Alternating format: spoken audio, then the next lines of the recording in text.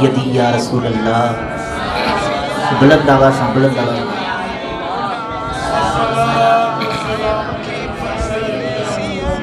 वाला आलिक व सहाबिक या शफीउल मुज़नबीन। अल्लाह तबारक व तआला जा किरोड़ी करम आहिनि जो हर हफ़्ते इन मदरसा शहीद सैयद शफीक अमन शाह बादशाह रहमतुल्लाह अलैह कोटड़ी ज़िला जामशोर सिंध पाकिस्तान में महफिल ज़िक्र तमाम तालिबन जे सदके असां नाचीज़ गुनाहगारन के रब ताला नसीब फरमाए तो सुभान अल्लाह। ये सफ़र अल मुज़फ़्फ़र महीनो अल्लाह तबारक व तआला जे कामिल अकमल ऐं महबूब बंदन ऐं प्यारन बानन जो महीनो आहे। चओ सुभान अल्लाह। इन महीने में बेशुमार लातइदाद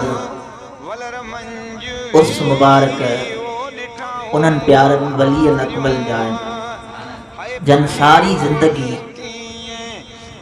अल्लाह तबारक व तआला जे ज़िक्र फ़िक्र प्रचार ऐं हम्द में गुज़ारी।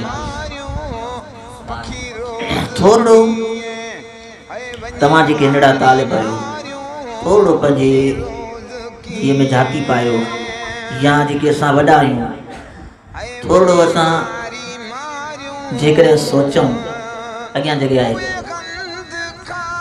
ॾिसो त अल्लाह जे कामिलन वलीअन दुनिया जे अंदरि ज़िंदगी कीअं गुज़ारी ऐं असां ज़िंदगी कीअं पिया गुज़ारियूं। छा अल्लाह जा कामिल वलीअ दुनियादारीअ साम्हूं न ॾींदा हुआ? छा उन्हनि खे औलाद न हो? छा उहे कमकार में मशगूल न हुआ? सब कुछ कंदा हुआ पर हिकु जेको साह आहे न साह जेको असां तो मां कंदा आहियूं उहो साह अल्लाह जे ज़िक्र खां बग़ैर न खणंदा। चओ तो अॼु तव्हां ॾिसो असां पंहिंजी ज़िंदगीअ में थोरो ॾिसूं त असां एतिरा बिज़ी थी विया आहियूं जेकॾहिं कंहिंखां चओ अदा निमाज़ पढ़ अफ़सोस आहे अल्फाज़ कहिड़ा चवंदो टाइम कोन्हे साईं बिज़ी आहियां ॾाढो। अस्तग़फुरुल्लाह।